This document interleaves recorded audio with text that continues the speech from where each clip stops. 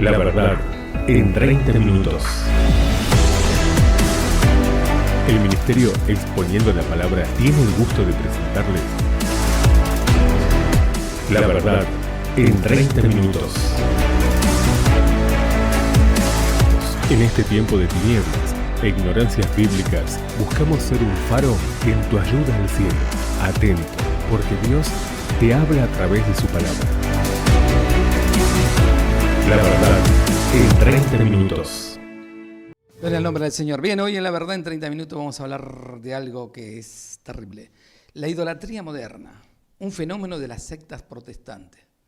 No solo de la secta protestante, pero el problema es que nosotros antes acusábamos de idólatras solamente a los católicos y a las otras religiones, pero ¿qué pasó? ¿Qué pasó en el momento, en la realidad de hoy? Las falsas acusaciones de idolatrías a los católicos por parte de algunos grupos protestantes refleja una carencia de comprensión tanto bíblica como histórica. A menudo, quienes acusan a la Iglesia Católica de idólatras son los mismos que, paradójicamente, caen en práctica que otorgan un nivel desmesurado de autoridad y veneración a líderes humanos, desobediendo así la Escritura. ¿Qué tal, Si para Roma el Papa es el vicario, la voz de Dios y todo eso, ¿para cuánto evangélico el que está al frente es más que Dios? Es más que Jesús. Yo, mire, me hierve la sangre muchas veces cuando me dicen, pero mi pastor dice tal cosa, mi pastor dice aquello, porque mi institución, porque mi denominación. O sea, Jesucristo no sirve. Jesús, ¿para qué viniste a morir en la cruz? ¿Para qué hiciste ese sacrificio? Te hubiera quedado arriba. Gloria a Dios. El liderazgo protestante, una autoridad autoproclamada sin base bíblica, porque no existe ningún versículo que hayas apartado a alguien de pastor y que él sea el dueño de todos, que todo pase por un hombre. No existe eso. Es de hombre, el hombre lo inventó, el hombre lo diseñó y el hombre los gobierna y los maneja de esta manera. El ser humano siempre fue y es dependiente, o es dependiente de lo bueno o es dependiente de lo malo. Pero en este último tramo de la vida, de la existencia, está dependiendo de lo malo. Y sabes, triste que yo ponga mi vida en la mano de una persona cuando la tendré que poner en la mano de Cristo. Y tengo que conocer al Cristo que ponga mi vida en su mano. No puedo confiarle a hombres falibles mi salvación. No puedo confiarle al hombre falible mi sanidad, mi libertad. Tengo que confiársela a alguien infalible. Y ese único infalible se llama Jesús, representado en el Padre, en el Hijo y en el Espíritu Santo. Y el Espíritu Santo es el que me tiene que guiar a esa verdad. Hace poco vi la imagen y me dio mucha tristeza porque ese matrimonio en un momento de la vida participó del ministerio y parecían que estaban sólidamente parados en las cosas de Dios. Sin embargo, otra institución los sedujo con cargos, con títulos, con que eran algo de verdad, que Dios los iba a usar y los terminó pastando a él de pastor y a esa pastora cuando sabían que nada de eso era verdad. Qué vanagloria que del hombre, ¿no? Qué vanagloria de creerse algo, ¿no? De querer decir, yo soy esto, yo soy el otro. ¿Sabes lo que cuesta ser un verdadero cristiano? Eso es lo que tenemos que lograr, ser un verdadero cristiano. Porque no vamos a entrar al cielo por títulos, los títulos no sirven. No dice la Biblia que un día muy pronto va a sonar la trompeta y primero te van a pedir el título para arrebatarte, o si te moriste y vas a entrar al cielo, te dice, a ver, ¿cuál es tu título? Mentira. Es más, el ángel, cuando el Señor le dice al ángel, fíjate, si su nombre está escrito en el libro de la vida, dice su nombre, tu nombre, mi nombre, no, mi título, no me interesan los títulos, a Dios no le interesa. Eso es invento de hombres. Porque los reconocimientos eran porque Dios te había dado el talento y vos ya lo venías practicando desde el principio y lo que respirabas era eso. Era el ministerio que Dios te había dado. Mire, Pablo había sido forjado para ese gran ministerio que Dios después le dio y fue fiel a ese ministerio. Pero ¿qué título tenía Pablo? ¿Quién se lo reconoció? ¿Quién le dijo, Pablito, tenés toda la autoridad, gobernarlos a todos, manejarlos a todos, robarle a todos si te da la gana porque vos sos Pablito, sos cualquier cosa? Hoy en día muchos se creen más que el apóstol Pablo, más que Mateo, Marco, Lucas, Juan. ¡Ay, Dios! Volvemos a lo mismo. El liderazgo protestante, evangélico, como quieras llamarlo, una autoridad autoproclamada sin base bíblica, no existe ningún versículo que haya apartado a alguien de pastor y él sea el dueño. En muchas comunidades protestantes, los pastores y predicadores se erigen como figuras supremas. Somos los más. Si yo no estoy acá, dice Maldonado, Dios no bendice a nadie. Si usted en este ministerio, Dios no le va a bendecir ni le va a abrir los cielos. Luna, la gracia no es barata. Dante Hebel, bobeadas. Gente que nunca los tendrían que escuchar, pero los escuchan. ¿Saben para qué están los falsos profetas y los falsos ministerios? Para los falsos evangélicos. Esos son los que lo proclaman, los que lo buscan, los que lo ensalzan. Un falso puede estar metido ahí adentro. Un verdadero cristiano jamás va a estar ahí. Ahora bien, adquiriendo un rol que no le corresponde.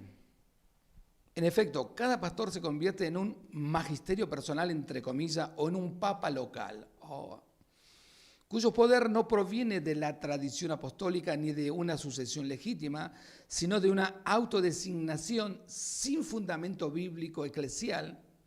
Jesús advirtió contra tales prácticas en Mateo 7:15, cuando dijo: guardaos de los falsos profetas que vienen a vosotros vestidos de oveja, pero por dentro son lobos rapaces. Nunca me olvido de un ejemplar que quería irse a vivir a una provincia y me decía: che, Fabundi, ¿cuándo algún día me podía apartar de pastor? Dice, porque si yo voy, viste, con apartado de pastor a la provincia que quiero ir, ahí voy a poner una iglesita y ahí, bueno, ahí voy a juntar gente y ahí, bueno, le voy a robar con el diezmo y todas esas cosas y ahí voy a vivir. Era la mentalidad que tenía. No tenía una mentalidad de voy a predicar el evangelio para que se conviertan, se arrepientan y vamos a descubrir juntos los misterios de Dios y Él nos va a guiar y Él va a bendecirnos y Él va... No tienen esa mentalidad. Quieren títulos para que le digan: vino fulano de tal. Cuando mi nombre a mí me alcanza y me sobra. Yo soy José Fabundi antes de ser pastor. Eso es simplemente un reconocimiento y nada más que eso. Ahora bien, entre las características de idolatría moderna se encuentran las imposiciones de normas no bíblicas, como el diezmo obligatorio, que en el Nuevo Testamento nunca se aplica a los cristianos, sino a los levitas en el Antiguo Testamento, número 18:21.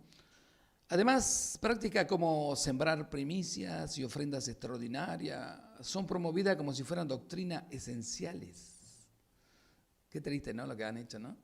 Aprovechándose de la fe de los seguidores, dándole así una obligada carga fiscal que afecta a la economía de la familia más humilde, en tanto ellos viven como reyes y son ladrones. ¿Qué más? Manifestaciones grotescas, un falso poder espiritual. En muchas congregaciones el culto a los líderes alcanza niveles alarmantes. Se les atribuye poderes extraordinarios que no tienen fundamento en la palabra de Dios, como soplar el micrófono o imponer mano para hacer que las personas caigan al suelo en estado de éxtasis o convulsión. Esa práctica, lejos de ser cristiana, se asemeja más a fenómenos paganos o místicos, orientales como el Kundalani, que inducen estado de alterado o de conciencia. En contraste, nunca el ministerio de Jesús ni de los apóstoles vemos algo similar. Jesús sanó, y eso no cabe duda, y sanó a todos. Y hay una parte donde dice que al llegar la noche trajeron a todos los enfermos, los endemoniados, los atormentados, y Jesús los sanó a todos. ¿Sabe qué espectáculo que habrá sido estar en ese lugar, viendo a Jesús a sanarlos a todos? No importa cuál era tu enfermedad, ni importaba por qué la tenías, no importaba las consecuencias de tu pecado en ese momento, Él te sanaba. No tenías que pagarles, no valía, no era dinero que estaba en juego, era el Dios de la gloria teniendo misericordia de su creación. Y que lo siga haciendo hoy en día. Tienes que pagarle a nadie para que Jesús te sane. ¿Qué más hizo Jesús? Predicó y expulsó demonios con autoridad divina. No hubo un solo demonio, si usted lee la Biblia, si conoce Mateo, Marcos, Lucas y Juan, que se resistiera a la palabra de Jesús. Y nunca Jesús le gritó, ni nunca lo reprendió 20.000 veces, una sola vez. Sal. Es más, ellos mismos le pedía: Señor, déjanos ir a los sardos. ¿Y sabe lo más extraordinario? Los demonios a veces tenían más fe que los mismos creyentes de hoy en día, porque al ver a Jesús, el endemoniado de Gadareno, dice la Biblia, vino corriendo y se postró delante de él y le dijo: ¿qué tiene contra nosotros, Jesús, Hijo del Dios Altísimo? ¡Wow! Los demonios se arrodillaban delante de Jesús, cuando hoy hay miles de cristianos que no lo hacen. ¿Qué más? Pero nunca Jesús sanó, predicó y expulsó demonios con autoridad divina, pero nunca generó estados convulsivos. La Escritura señala claramente que Dios es un Dios de orden, no de caos. Porque Dios, dice, no es un Dios de confusión, sino de paz. 1 Corintios capítulo 14, verso 33. La verdadera idolatría, pastores como dogma viviente, lo que digan es sagrado, aunque no esté en la Biblia y no se los cuestionan. El que no lo cuestiona es un ignorante. En muchas sectas protestantes, por ejemplo, las palabras de los líderes son consideradas dogma. Si el pastor se declara profeta, sus seguidores aceptan cualquier enseñanza sin cuestionarla. Incluso cuando contradice la Biblia. Esto contradice la advertencia de la Escritura. Amados, no creáis a todo espíritu, sino probad los espíritus si son de Dios. 1 Juan 4:1. Usted tiene que ver la asunción del delincuente ese de la luz del mundo. Sus secuaces inventaron todos y dijeron que tuvieron una visión y que vieron en el cielo a los ángeles cantando y dijeron el nombre del tercer delincuente de Joaquín para que él sea el sucesor, el apóstol que Dios eligió. Claro, primero el abuelo, después el padre y ahora el hijo. Y la gente le cree, le creció toda esa mentira, todas esas aberraciones. Cero Biblia, cero oración, cero comunión con Dios.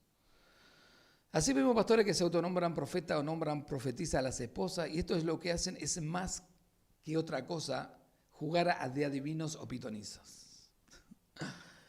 Nunca me olvido cuando fui a predicar en cierto lugar donde había dos ancianas que el pastor me dijo que ellas eran los baluartes de toda esa congregación, que sin ellas no habían logrado nada. Y al intentar empezar a predicar empezaron a moverse y a querer hablar. Me acuerdo que le dije, Señor, ¿qué hacemos con estas dos mujeres? Y Dios fue claro, baja y dile que dejen de payasear. Eso fue lo que le dije en el oído y fueron y se sentaron. Pero lo más triste fue cuando la gente quería que ore por ella. Ellas se pusieron a mi lado para querer ponerle mano. Y dije, Señor, ¿qué hago con estas dos ancianas? Y me dijo, solamente ponle un dedo en la frente. Y cada dedo que le puse cayeron, se manifestaron. Estaban más endemoniados que todos los que estaban en la congregación. Y esa gente supuestamente eran los baluartes de la congregación. Ni siquiera el pastor, estaba más ciego que Bartimeo el ciego. Ahora bien, el Espíritu me dice, por ejemplo, hay algunos que dicen esto, ¿no? Que en enero sucederán grandes cosas y habrá un enorme avivamiento como nunca antes se ha visto. Esto traerá riqueza a la iglesia y sus miembros tendrán una mejor economía. Esto lo podría decir hasta un mago o un agorero de esos que leen la palma de la mano o leen las naipes, las cartas. Porque el profeta es bíblico y lo que tenía que decir ya está en la Biblia. O sea, no hay nada que puedas decir, salvo lo que está en la palabra. ¿Por qué el último de los profetas? ¿Quién fue? El último de los profetas fue Juan el Bautista y no hay más. Y lo dice la Biblia. ¿Qué más hay? Victoria sobre los dioses paganos. Por ejemplo, en la antigua Grecia y Roma, el cristianismo desplazó los cultos politistas del Olimpo y del Panteón. Esto cumplió las palabras de Isaías 45:5, donde dice, yo el Señor y no hay otro fuera de mí, no hay Dios.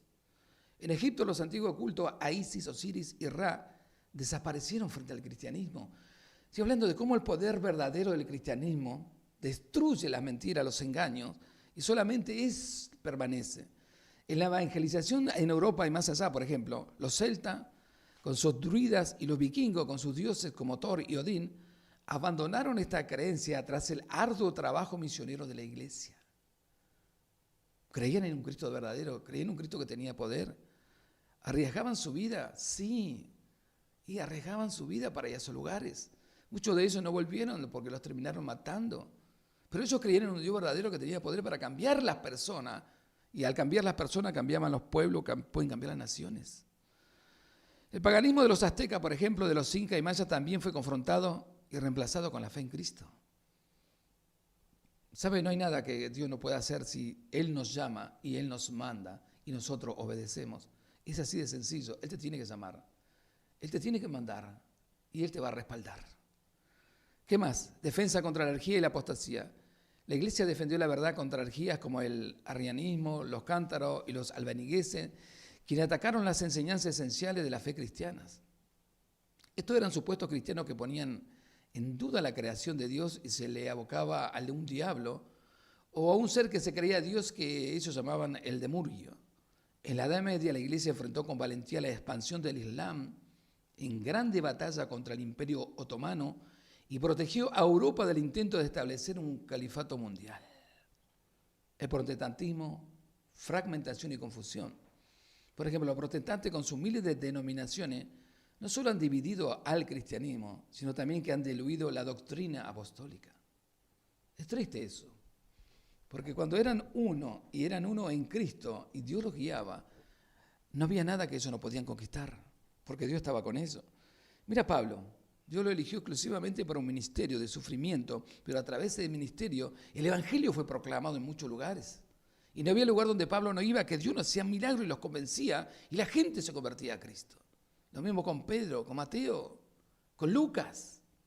Pero ellos iban dentro del margen de la voluntad de Dios. La doctrina apostólica de cada secta se rige por interpretaciones personales, en total oposición a la palabra de Pablo, que dice: os ruego, pues, hermanos, por el nombre de nuestro Señor Jesucristo. ¿Qué cosa, Pablito? Contame. Que todos habléis una misma cosa y que no haya entre vosotros divisiones. 1 Corintios 1:10.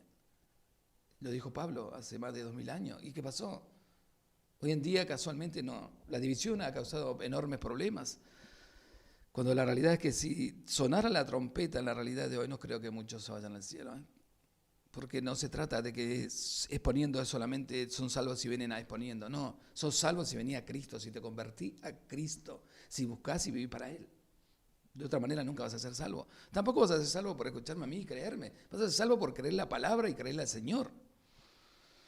En contraste, la fundada por Jesucristo, la congregación, la iglesia, permanece como único cuerpo visible que custodia y transmite la fe íntegra.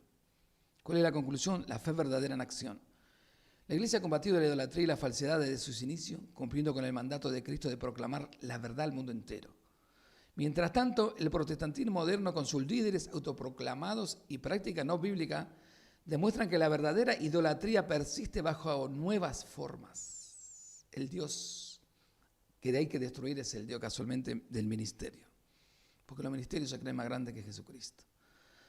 Existe una gran cantidad de protestantes llamados o autoproclamados a sí mismos cristianos, que pasan de una secta a otra a lo largo de los años, y esto se debe a que les duele y les es muy difícil sobrellevar la gravedad de la carga fiscal que antes mencioné, una de las obligaciones del significado de ser evangélico protestante, ya que les piden más y más dinero con promesa de opulencia, mientras que Jesús en la bienaventuranza decía: dichosos los humildes.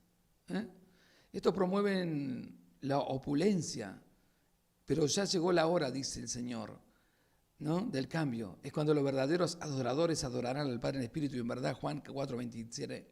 La iglesia continúa siendo esa voz que llama a todos los hombres a la verdad de Cristo. Todos estos protestantes tienen que abrir sus ojos y lograr ver más allá de la niebla que le nubla la razón. En lugar de atacar tanto a iglesias que son idólatras, deberían dejar de imitarla en toda su forma y de aborrecer a Dios y su palabra, pues el anticristo estará re feliz por la enorme corrupción de los llamados evangélicos hoy.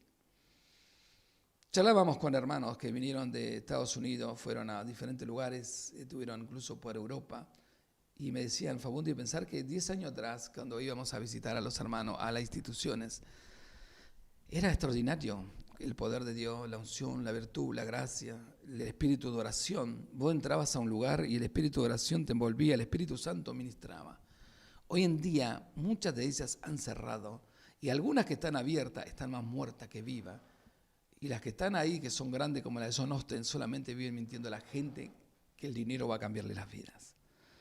Y yo dije, pero la nación norteamericana que tiene su estatuto basados en la Biblia, ¿cómo logró irse tan lejos?